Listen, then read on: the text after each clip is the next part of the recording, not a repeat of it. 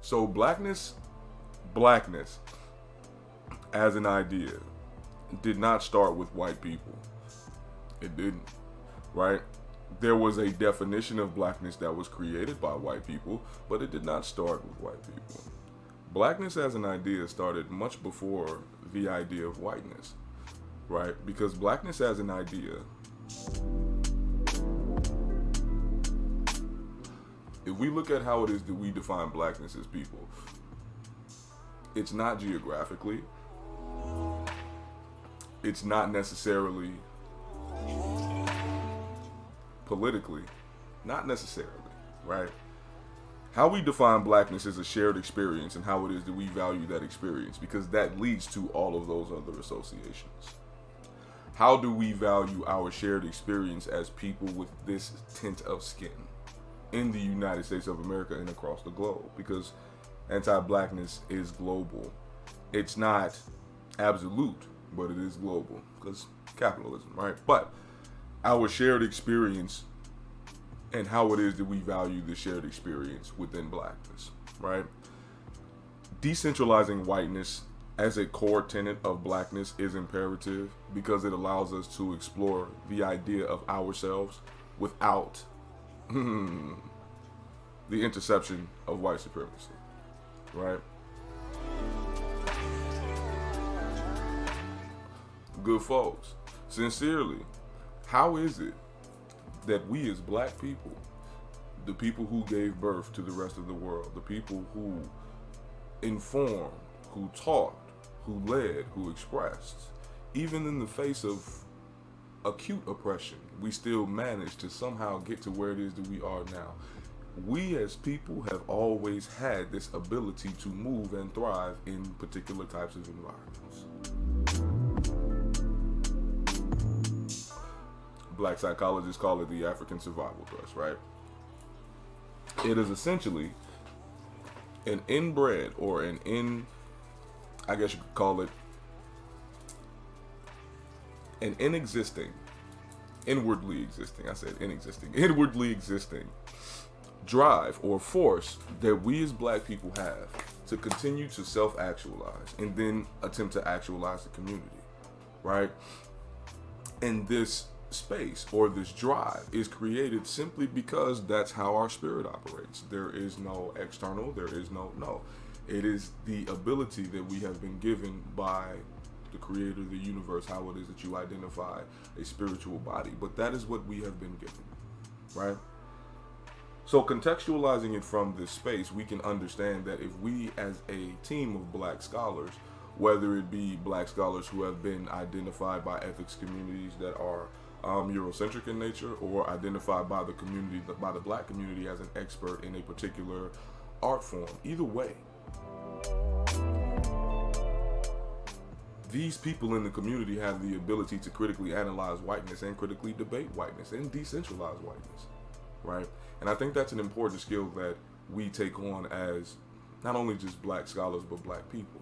Because once again, from a statistical perspective, whiteness as an idea does not construct anything that is wholly positive in such a way where it can be maintained for the greatness of all people. Ooh, we've seen it. We can identify how much whiteness as an ideological structure detracts from the cohesion of people overall. We've seen it. So why do we continue to centralize it as an idea that is not only ubiquitous, not only universal, but something that can continue to be worked on as it is centralized and grows? Why do we continue to allow it to grow when we've already seen that it does not benefit the whole? It's an interesting endeavor. Very interesting. I think that altogether, when we identify what blackness is, what blackness means, how blackness moves, how it is that we as black people identify not only ourselves but with one another, we understand that our culture in and of itself is a rich enough culture, and it's a deep enough culture, and it's a vast enough culture for us to centralize ourselves in it.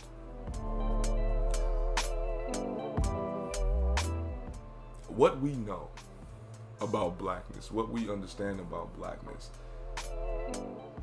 there is so much more to explore outside of the how can I say, outside of the contextualizations of how it is that we have understood blackness in the terms of whiteness.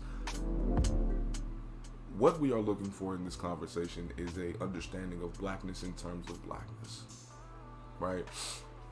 And driving through the conversation in such a way where we understand, like, hey, we not trying to allow this idea that white supremacy is centered in the analysis and understanding of blackness. It does not operate that way. Because here's the thing.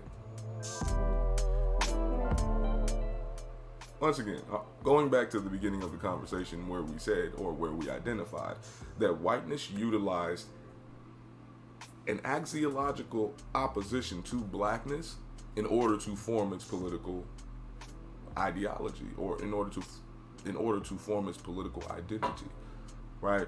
So we as black people, utilizing this structure of understanding and knowledge and internalizing it as our own, functionally creates an internal conflict, right? Because altogether, it does not resonate. It does not. Because once again, and outside of how it is that people say, oh, you're being racist, oh, this is reverse racism. No, this is anthropological. All of these things can be looked up. This would be different if I was just like, no. This is what happened.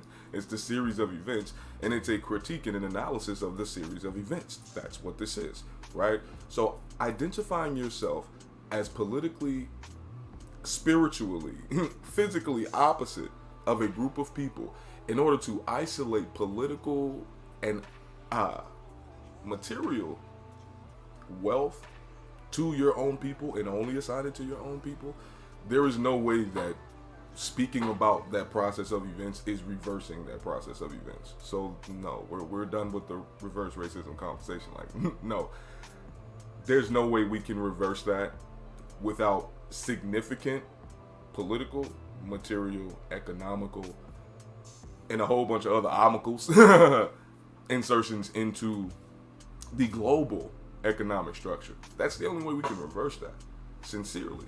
Because within that structure, there is no space for a prideful or powerful situation of blackness, right? So decentering that allows for enough space for an installation of a ideological structure that is not only just black in nature, but also delivers this positive development space that we as black people can utilize in order to move forward, right?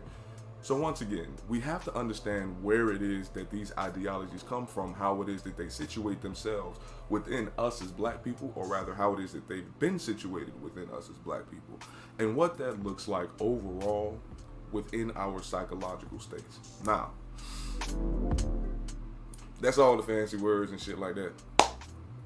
Let's say it like this.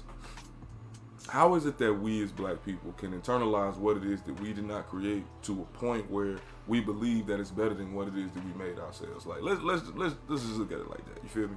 Like, how is it that we as black people think in some spaces en masse that these people have created something that's better than something that we've created? Like, no, bro, it don't make sense.